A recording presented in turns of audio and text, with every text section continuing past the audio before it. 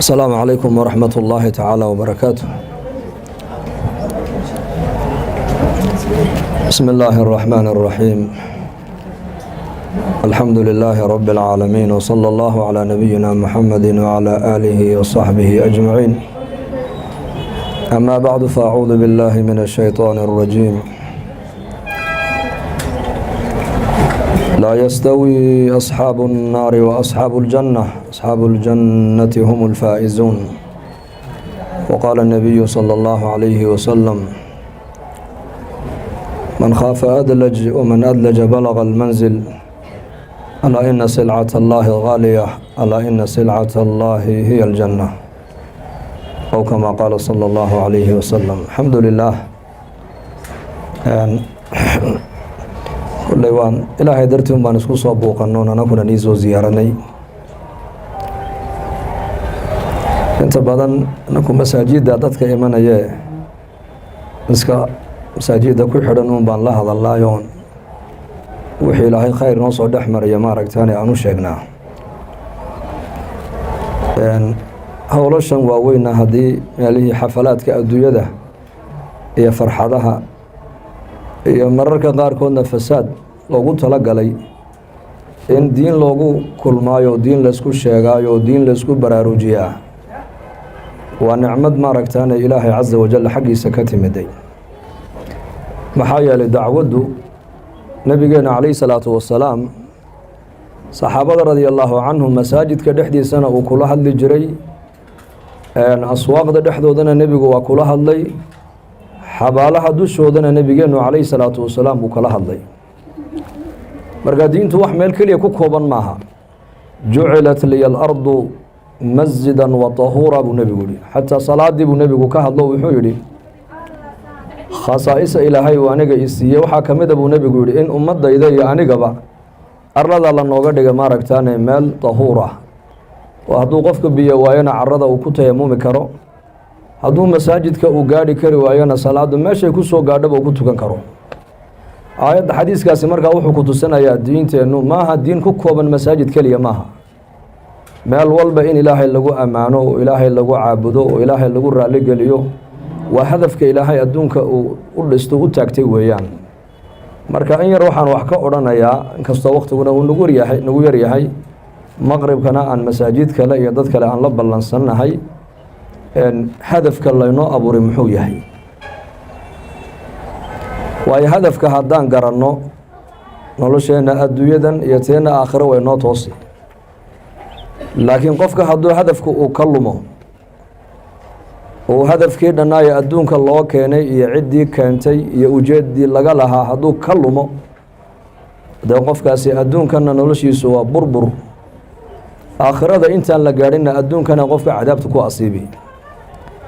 marka hadafka horta laynoo keenay waxa weeyaan waa inaan fahamno. waxaan bilaa hadafa haba yaraatee ma jiro. laydhkan haddii uu damo oo uu gubto waa la bedeli, laanna hadafkii loogu talagalay uu ka tegay ka dhigan tahay. mikrogan hadda aan ku hadlayno haddii uu cadilmo qashinkaa lagu tuuriya waa la iska tuuri, waayo leanna hadafkii loogu talagalay uu ka weecday. marka hadafku waa muhiim jiddan. shay kastoo adduunkan yaallo oo iska daa ilaahay abuuray iskaba dhaafe ay bini aadamku gacmahooga ku samaysteen, hadafkay u samaysteen hadday ka waayaan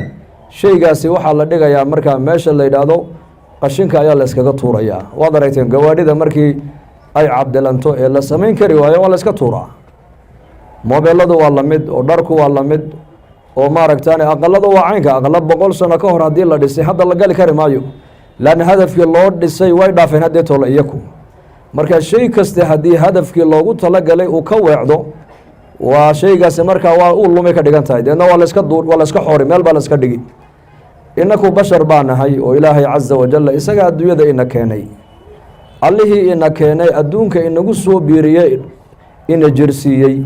haddana ilaahay jalla wacalaa cabas, ciyaar iyo dheeldheel inuuma abuurane, waxau inoo abuurtay hadaf. hadafkiina waa laynoo caddeeyey.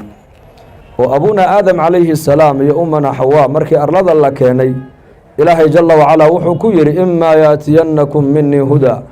faman tabica hudaaya falaa khawfun calayhim walaa hum yaxzanuun. aadam calayhi salaam iyo ehelkiisii markii arlada la keenaa ilaahay ku yidhi aadam duriyadaada u sheeg waad tarmi doontaayo adduunkan adiga ayaa ka noqonaya khaliif oo basharku khalqiga ilaahay abuuray waa kuwa ugu karaamo badan oo ugu sharaf badan laakiin bani aadanka waxaad u sheegtaa aadamow ubadkaaga baa lagu yidhi hanuun baa xaggayga iniiga iman doona hanuunku waa shareecadda weeyaan waa rasaa-isha ilaahay jalla wacalaa uu ergadaya rususha inoogu soo dhiibaya weeyaan haddaad hanuunka aada soo raacdaan baa ilaahay yidhi murugoonimna wax niga murugsiiyana arki maysaan wax ini cabsi geliyana arki maysaan baa ilaahay yidhi aayad kalena waa ki ilaahay ku lahaa falaa yadilu walaa yashqa hanuunkaa ilaahay xaggiisa ka yimid qofka rumeeyo ee raaca adduunka dusheedana qofkaasi baadiyoobi maayo baylax ku dhici maayo kuwa aakhiro khasaaray ee hoogeen naarta ku dambaynayana ka mid noqon maayo marka hadaf waxaa jira wax hadafa oo bini aadanka loogu talagalo adduunka loo keenay waxna waa wax daruuriyaad oo qofka bini aadanku uu u baahan yahay biyahan in la cabo waa min adaruuriyaat cunada in la cuno waa min adaruuriyaat dhar in la xidho waa min adaruuriyaat aqal inuu qofku hoy uu ku hoydo helo waa min adaruuriyaat kasbi xalaalo qofki inuu ka shaqeeyo waa min adaruuriyaat daruuriyaat waxay mac daruuriyaat waa maxay waa waxa mar walba aanan loo baahnayn laakiin markii loo baahdo un la isticmaalayo maalan biyahaasi dee qofku maanta oo dhan biyo u wadi maayo laakiin mar alli markuu yar oomo ayuu biyaha cabayaa oo dhakhtaradu waxayba baryahan dadka ay ku dhiirigeliyaan maadaama dadka fadhigoodii uu batay oo shaqadii gacanta ay ka shaqaynayeene oonkii haraadka u keenaysana ay yaraatay waxayba kula taliyaan cunadana adigoo u baahan ka joogso biyahana adigoo aan u baahnayn iska cab bay yidhaahdaan wa ilaa laakiin waa min adaruuriyaat biyuhu waa daruuriyaat cunadu waa daruuriyaat qofku inuu reer yeesho waa min adaruuriyaat inuu meherad ka shaqeeyo waa min adaruuriyaat inuu dhar xidho waa min adaruuriyaat inuu seexdo waa min adaruuriyaat in maaragtaane uu ciyaal reer inuu helo waa min adaruuriyaat waxaasi waa daruuri waxay ka dhigan tahay waa maxay waa shayga mar uun loo baahdo ee mar kasta oo joogta aanan loo baahnayn hadafkuna waa maxay hadafku waa waxa la doonayo ilberiqsi inuu noloshaada uuna ka maqnaan marka hadafka laynoo abuurtay adduunka laynoo keenay waa maxay waa ilaahay cibaadadiisa hadafku waa kaas qur-aanka ilaahay ku sheegay wamaa khalaqtu اljina waاlinsa ila liyacbuduun ilaahay baa la jiniya insi haddaan abuuranayna wax kale umaan abuurana baa ilahay waxaan u abuuranay keliya inay annakana caabudaan ee na gartaan baa ilaahay yidhi marka garashada ilaahay bini aadanku ay garanayaan ayaa noloshoodan adduunyaduna ku hagaagaysaa noloshooda aakhiraduna ay ku hagaagaysaa haddii ay bini aadanku allihii koonka keena ay garani waayaan oo noloshooda ay ula wicdaan xagga daruuriyaadku waa maxay waa inuu qofku faqad uu ka fikiraa uun meeshuu seexan lahaa wuxuu cuni lahaa wuxuu xidhan lahaa meeshuu mari lahaa wuxuu samayn lahaa inuu wax dhalo uu wax dhaqdo uu wax fuulo uu seexdo uu cunteeyo uu iska socdo un bilaa hadaf may bilaa hadaf maa haddaad bilaa hadaf aad leedahay waan u noolaanayaa qofkaas waxaa la odhanayaa waa dalaal uu hallaabay oo uu lumay qofkaasoo dariiqa xaqa uu ka weecday mar hadduu dariiqa xaqa qofka uu ka leexdana ilaahay caza wajalla adduunkan intuu joogo qofka ilaahay garabkiisa uu ka baxaya oo maxaa u yaalla qofka lume ee baadiyooba waman acrada can dikrii faina lahu maciishatan danka wanaxshuruhu yowma alqiyaamati acmaa baa ilaahay yidhi qofka adduunkan dusheeda ilaahay daacaddiisa ka jeesta baa ilaahay yidhi adduunyada inta la joogo noloshuu ku noolaanaya waa cidhiidhi maba raaxaysanayaba dhaqaalaha hadduu haysto dhaqaalaha ku dhex raaxaysan maayo mansab iyo darajada hadduu haysto mansabkiisa ku dhex raaxaysan maayo awlaad fiican iyo reer wanaagsan hadduu haysto ku dhex raaxaysan maayo shaqooyinka adduunyada ugu qiimo badan iyo aqoonta adduunka ugu qiimo badan hadduu leeyahay waxba ku raaxaysan maayo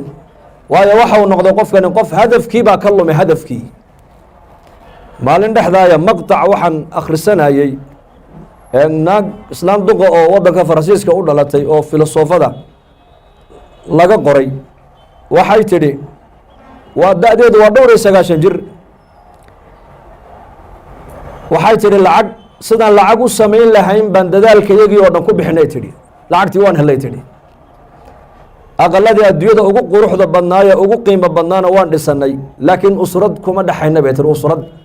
oo macnaha reer ishaysta aabba iyo hooye iyo ubad isku xidhan oo ishaysta aqaladii aan dhisanay adduunyada ugu qiimaha badnaa kuma haysanay tidhi waayo dadka caddaanku inaku maanta aan hiigsanayna ee leenahay kuwaasa horumar gaadhay ilmahoogu hadduu gaadho 18 jir hooyadiina ma yaqaano aabbihiina ma yaqaano gobolka Detroit ee Michigan bari annagoo joogna ayaa nin Soomaaliya oo aad u da'weyn oo dadkii waliba 77kii Soomaaliya ka baxay ahaa ayaa la noogu geeyay guri markaa isagoo jiifo xanuunsan annagoo jamaaca markaa dhowr jinsiyadood baan iskugu jirnaa markaa Soomaali Arab Suuriyiin nala socday Pakistani baan nala socday Afro American baan nala socday waan isla soconay waa ku weecanay markaasaan u ducaynay wuxuu yiri kaalay buudi aqalkan dariskayga waxa ku nool buudi oday duqa oo gaboobay iyo islaan duqa oo gabowday waa laba cadaan oo Mareykan waa labadu way xanuunsanayeen waa sankaraad kaalay iyakana bal u tago salaama buudi wax dada aniga u gala buudi markaasaan u galay mar alle markay arkeen annagoo las u soo galay aqalkii odaygeena halkaas uu jiifaa iyadiina halkaa bay jiiftaa labadoodii baa la soo kiciyey way sag fadhiisteen markaasay farxeen markaasay kala bateen odaygii Yuusuf bay ku yidhahdeen Yuusuf intan oo dhan ma wada qoyskaagiibaa bay ku yidhahdeen ila Mareykan dalkaasi habartu waxaa laga yaabaa mar nin caddaana inay la noolaato laba cadcad ay u dhasho mar mid madow waa u imanaya laba mid madow bay u dhali mar mid Chinese u imanaya mid Chinese u dhali marka iyagu xagga hooyo walaalkayna xagga haba walaalkama marka wuxuu u qaatay intayadan inay islaan kaliya wada dhashay maca Yuusufka markaasuu yidhi may islaamnimo un bay igu soo ziyaarteen buuhi islaamnimo likowni annii muslim ogaashahay ogaadeen inaan ahay muslim ayay aniga isoo booqdeen buu yidhi wax nasab oo ka dhexeeya haba yaraatee ma jirtee waxa naga dhaxaysa laa ilaaha ila allah muxamadun rasuulullah markaasay islaantii duqdii iska oyday iska barooratay markaasaan ku nidhi maxaa la ooyaysaa bal noo sheeg waxay tidhi master Yuusuf adigana diin ahaanba dadkaagu kugu soo ziyaaranayaan oo waxaad leedahay dadka kale jinsiyada hooyii aabba nima wada dhaline laa ilaaha ila allah muxamadun rasuulullah baan walaala ku nahay annakana labadii u wadeen dhal la yidhahdeen wiil iyo gabadh baa ilaahayna siiyey yidhahdeen maalintii 18 jir gaadheen baa wiilkiina noogu dambaysay inankiina maalintii baa noogu dambaysay yidhahdeen labadooda marka aqalka waxay ku haystaan odayguna ay yar buu qolkaa ku haystaa iyadna ay bay qolkaa ku haysataa hadday dhintaanna cid dhaxlaysa ma jirtee dowladda hoose ayaa dhaqaalahooga iyo guryahoogaba ku iibsa $10 marka u dambaysa fa waxaan ka wadaa markaa haweeneydaasi waxay tidhi lacag waan samaynay sidaan u samayn karaynaba aqaladii adduunyada ugu qurux badnaana waan dhisanay tidhi laakiin aqaladii usrad kuma haysano nolol usradeed oo ishaysata kuma haysanay tidhi waxay tidhi haddana ashyaadii adduunyada ugu qiimo badnayd waan iibsanay oo aqalada waan dhiganay haddana sacaadadii qalbiga ma haysanay tiro raaxa ma dareemayno daawadii adduunyada ugu qiimo badnaydna dhakhtaradeedii noo yaalin guryaha dhexdooda haddana caafimaad ma hayna bay tidhi jaxiim naartii jaxiima la odhanayey ayaan adduunka dusheeda annagu lacagteeda ku samaysanay tidhi marka waxaan ka wadaa hadduu bini aadankan hadafku uu ka lumo ilaahay wuxuu yidhi waman acrada can dikrii fa ina lahu maciishatan danka wanaxshuruhu yowma alqiyaamati acmaa ilaahay baa yidhi qofku hadduu ilaahay daacaddiisa ka jeestu dhabarka u jeediyo ilaahay garan waayo nolosha adduunyada intuu ku nool yahay qofkaasi waxa uu ku jirayaa markaa cidhiidhi ka bixi maayo weligii mar horena qisadaa waan sheegay niman tuuristi oo caddaana meel xeeba ayay marayeen iska dalxiis bay haayeen nin dhallinyaro ah oo markaa muslim oo xeebta ag jiifa bay arkeen doontii bay soo weeciyeen way u yimaadeen way kiciyeen maxaad meesha la jiiftaa wuxuu yidhi nin waxaan ahay beesheer waa kalluumayste khaydka xadhiggaa badda iigu jiro oo kalluunku marka malaygu markuu qabtana waan kacaa buu yidhi oo waan qabsadaa laba xabadood haddaan shaqaysto gurigaan iskaga noqdaa buu yidhi ma laba keliya ha laba badna waan iibiyaa oo masaariiftaan ka dhiganaa aniga ubadkaygu midna ciyaalka noolkooda ayaan uga dhigaayo basaskan ayay u raacaan buu yidhi intaa markaan shaqaystana waan iska hoydaa buu yidhi way ka naxeen oo lacag bay iska ururiyeen baa la yidhi oo lacagtii bay siiyeen wuxuu yidhi lacagtan maxaan ka dhigaa wuxuu ku yidhi waxay ku yidhaahdeen shabag baad iibsanaysaa shabag baddaad ku tuuranaysaa halkaad maalintii laba xaba keliya ka qabanaysay 20 baa laga yaabaa shabagga inay kuu soo gasho deedna magaaladaad kula noqon waad iibin lacagtii lacag ka badan baad samayn markaasuu yihi kadibna waxaan in muddo ah sidaa ku shaqeey oo lacagta uruso markaasuu yihi kadibna marka dambe dooni yar baad iibsanaysaa qoriyo oo badda gunteedaad ku dhaadhacaysaa bad weyntaad tegaysaa halkaad 20 qabanaysay 100 baa laga yaabaa inaad soo qabato markaasuu yihi kadibna waxaa laga magaalada caasimadda ayaad xaafadaha branch intood ku yeelato meel walba malaygaad ku buuxin oo cali kalluunla lagu odhan baa lagu yidhi markaasuu yihi kadibna waddanka dhan baad u dhoofin doontaa kadibna waxaad la soo degi doontaa maraakiib warshadii samaynaysay saaradiinka ee masnaca lahayd baad yaad soo iibsan doontaa deedna badweynta markabku xaggaana kalluunka baddu ka soo nuugi xagga dambena masnaci weeyaan uu shaqaynayaa adduunka o dhan baad u dhoofin doontaa markaasuu dee kadibna marka dambe nin waxaad noqonaysaa riisho milyondeera markaasuu dee kadibna aqal qasri oo weyn oo villaad dhisan oo si fiican baad u seexan bay ku yidhahdeen markaasuu hadda marka hadday timaadeen hurdaad iga kixiseen buu yidhi ma hurdadaa un baan intaasoo tacaba aad ii marinaysaan buu yidhi hadda markaad ii imanayseen soo ma hurdin ha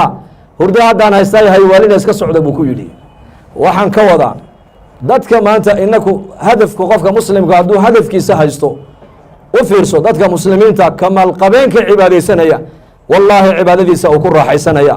ka faqiirka cibaadaysanaya faqrigiisa uu ku raaxaysanaya ka buka maaragtaan ee bugtaanka mid bugtaana baad arkaysaa ood buuqanaysaa oo lugiya gacan intay qallashay haddana kule alxamdu lilah alxamdu lilah alxamdu lilah waa nicmad buu ku leeyahy maxaa ninkani uu ilaahay ugu mahadinayaa baa layidhi waa iimaanka qalbigiisa ku jira ee macrifada ilaahay marka hadafka laynoo abuuray walaalayaal hadduu inaga lumo sidaa dadkaa kale maanta gaalada ee dalkan iyo caalamkaba aan arkayno siday u nool yihiin ayaa maaragtaan qofka bini aadamku cidhiidhi buu galaya cidhiidhi keliya maaha bal adduunyadiisuna way dayacan tahay aakhiradiisuna qofkaasi way dayacan tahay sidaa darteed hadafka ilaahay noo keena walaalayaal inaan ku adkaano weeyaan waa maxay hadafku waa cibaadada ilaahay cibaadaduna halkay ka bilaabmaysaa waa ilaahay macrifadiisa awal maa wajiba cala alinsaani waa macrifada ilaahay jala wacala hadba intaad ilaahay aada garato ayaad ilaahay raalli gelin hadba intaad ilaahay adigu aada raalli gelisid ayaa noloshaada adduunka ee taakhirana kuu hagaagi nolosheennu sidaaba iskugu xidhantahe waa inaad fahamtaan hadba qofku intuu ilaahay uu bartu ilaahay garto ayaa ilaahay daacadiisu u dhib yaraanu ilaahay adeeci hadba intaad adigu ilaahay aada adeecdidna noloshaada adduunka ee taakhiraha kuu hagaagi xadiis alqudsi ilaahay waa kii lahaa inii idaa udictu radiitu wa idaa radiitu baaraktu walaysa libarakati nihaaya aniga addoommahaygu hadday amarkayga qaataan ay yeelaan baa ilaahay ay adeecaan noloshooda waan barakayn baa ilaahay raalli baan ka noqonayaa cidda aan raalli gelisayna baa ilahay waan barakayn barakadayduna nihaaye meelay ku dhammaato male baa ilaahay yidhi waidaa cusiitu qadibtu baa ilahay yidhi haddii lay caasiyo oo addoommahaygu sida aan u arabay ay u soconi waayaan qadibtu baa ilahay yidhi waan cadhoon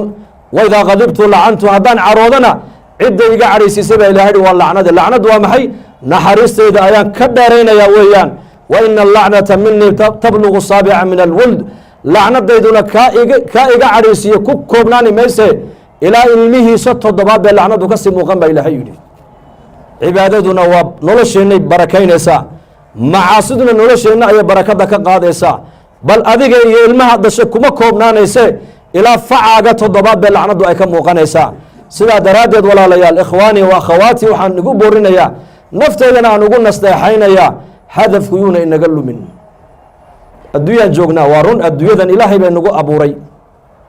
shaqadeeda lagu diidi maayo xalaal baa ilaahay inaka inoo jideeyey saad u noolaanaysa shareecaddaa kuu sheegaysa saad u guursanaysa sharcigaa kuu sheegaya sidaad u ganacsanaysa sharcigaa kuu sheegaya saad reerkaaga u qabanaysa sharcigaa kuu sheegaya saa ilmahaaga u tarbiyadinaysa sharcigaa kuu sheegaya diin markaan hadal qaadno salaad keliya maaha waxa laga hadlaayo diin markii la hadal qaado waa nolol isku dheeli tiran weeyaan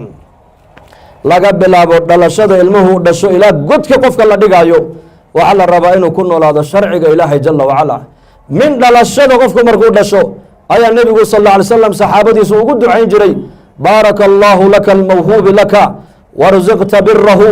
wabalaga ashuddahu wa shakarta alwaahiba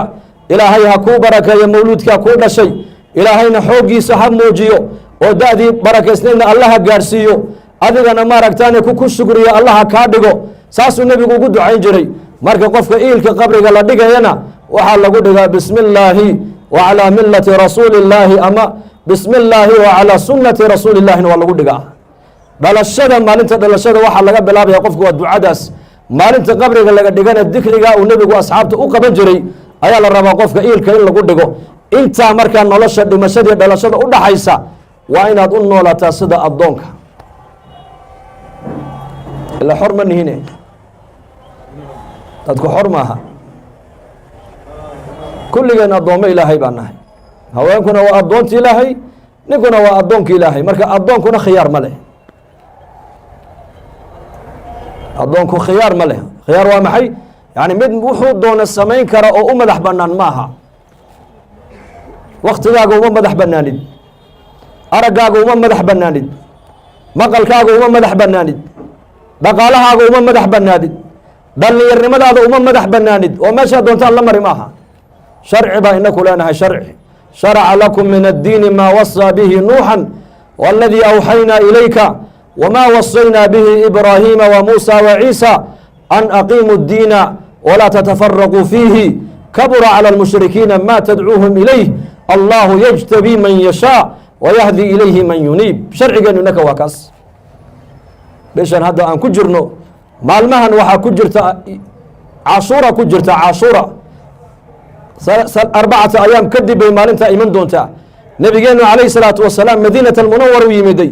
yahuudi madiine la deganayd oo soomaysa buu nebigu arkay. saxaabadiisa ayuu ku yihi waa maxay soonkana yuhuuddu cashuura ay soomayaan? markaasaa nebiga loo sheego lagu yidhi waa maalintii nebi muuse calayhi salaam ilaahay uu ka badbaadiyey fircoon, ee fircoon iyo qoomkiisana la halaagay, nebi muuse iyo qoomkiisana la badbaadiyey weeyaan. markaa nebi muuse ayaa ilaahay ugu mahadnaqay oo isagoo rabbigii ugu mahadnaqayu nebi muuse soomay. sidaas iyakuna markaa u soomaana waa sharcigoodii. markaa buu nebigu yihi nebi muuse annaka uga xaqle sooma buu nebigu saxaabadiisa ku yidhi. kal dambe haddaan nooladana taasuuca baan ku darayaa buu rasuulku yidhi. maqduubi calayhim iyo waladaalliin, nebi maxamed calayhi salaatu wasalaam cibaadadiibuu ku khilaafay, sharcigiibuu ku khilaafay. shareecadiis towraad ee nebi muuse loo soo dhiibay toosnayd ayuu nebigu ku khilaafo. wuxuu yidhi haddaan kal dambe gaadhana taasuuca baan ku darayaa buu nebigu yihi, sagaalaadkaan ku darayaa si aan yahuud u khilaafo. ma aragtaanay inakana mujtamaca muslimka dhallinyaradiisii maanta eega ayaa qudwo u ah, ayayse ku dayanayaan. saluu fii nicaalikum wa fii khifaafikum baa nebigu yihi wakhaalifu lyahuuda fainahum laa yusaluuna calaa nicaalihim walaa khifaafihim. xadiid macnihiisu ahaa buu nebigu saxaabada ku yidhi khufkiina iyo kabihiina ku tukada oo yahuud khilaafa buu nebigu yidhi, waayo yahuudda maaragtaanay kuma tukadaan buu nebigu yihi, khufka iyo kabaha kuma tukadaan. maxaan ka wadaa? maxaan xadiista usoo qaadanaya walaalayaal? cibaadadii saxda ahayd ee shareecaddii nebi muuse loo soo dhiibay ayuu nebi maxamed yahuud uu ku khilaafay. inakana maanta mujtamaceena dhallinyarada u badan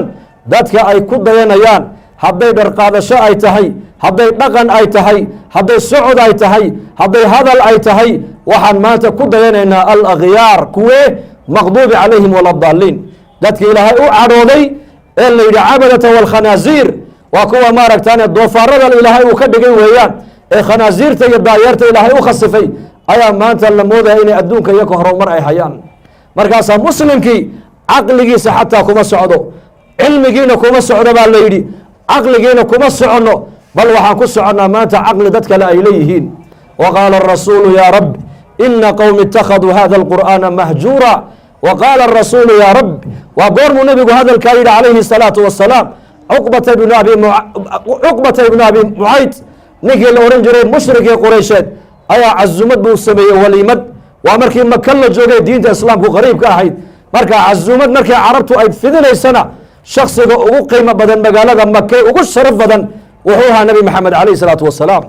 marka cazumaddu nebi maxamed uu ka maqan yahay waa naaqis weeyaan cazumadaasi. lidaalika diyaafadii markuu u yeeray dacwadii dadka, dacwadii buu nebiga gaadhsiiyey. nebigu calayhi salaatu wasalaam isagoo ballanka ilaalinaya waxa uu noqday qofkii ugu soo horeeyey u soo gala si uu ballanka ninkaa ugu buuxiyo. waana mushrik ninkaasi la soco sida nebigu akhlaaqda u hagaajinaya eega. waayo nebigu dacwada iyo risaalad buu ummadda u gudbinayaa. risaaladan akhlaaqda wanaagsan baa lagu gudbiyaa, cibaadadan ikhlaaska wanaagsan baa lagu gudbiyaa. oo cibaadada ilaahay inuu kaa aqbalo waxa u shardiga waa ikhlaas, lanna cibaadada ilaahay baad uga jeedaa inuu kaaga raalli noqdo. amaa risaalad markaad gudbinayso ee dacwadda ummadda aad u gudbinayso, shardi waxaa waa maaragtaan xusnu lkhuluq, inuu qofku dabeecadda wanaagsan inuu dabeecad wanaagsan yeesho. lidaalika nebigu sal alla alay slam uu ugu soo horreeyey. mujrimiintii qureysheed markay yimaadeen abujahl baa arkay, markaasuu yihi warma meesha maxamed uu joogo ayaad annaka noogu yeedhay buu ka yidhi. meel baad nagaga dhacday buui, meel baad nagaga dhacdee annaku waan kaa dareernay, waayo ninkaa dagaal baa naga dhexeeya bay idhaahdeen safaha axlaamana wa caaba aalihatana wamaata aalihadayadii buu naga ceebayuu naga dhaleeceeyey odayadeedii caqliga badnaana man wuxuu ku sheegay dadaan maskax iyo maan aan lahayn buu ku sheegay aabbayaasheedii dhintayna aalanaar buu ku sheegay ma ninkaasi maaragtaane diinta noola yimiday annaka maaragtaane dhulka nagu dhifatay miyaad ugu yeedhay casuumadda ma meeluu maxamed joogaad annakana noogu yeedhay waa kaa dareeraynaa markaasuu yidhi hayga dareerine maxaan yeelaa badin sheega waxay yidhahdeen annakoo u jeednoo arkayna maxamed hor joogso wejiga qandhuf kaga tufay ku yidhahdeen waxaa nebiga sidaa loogu ihaanaysanaya waa diini ogow waa aniga iyo adiga siday risaaladu inoo soo gaari lahayd ayaa nebigeenna sidaa loogu galayaa calayhi salaatu wasalaam sidii buu sameeyey gaalkii xunaa markaas anu kuuma yeedhin adaa iska yimiday fatafala fii wajhi nabiy sal alla alay wasalam markaabuu nebigu isagoo murugoonaya oo qandhuuftii wejigiisa ka bi'inaya ayuu nebigu aqalkii ka soo baxay inta uu gurigiisa gaadhin ayaa qur-aanku ku soo degayaa wayowma yacadu الظaalimu calىa yadayhi yaquulu yaa laytani ittakhadtu maca arasuuli sabiila yaa weylataa laytanii lam attakhid fulana khaliila laqad adalanii can الdikri bacda id jaaءanii wakana الshayطaanu lilinsaani khaduula waqaala الrasuulu ya rab ina qowmi اtakhaduu hada اlqur'aana mahjuura maalin baa iman doontaa nebiga lagu wadkur xus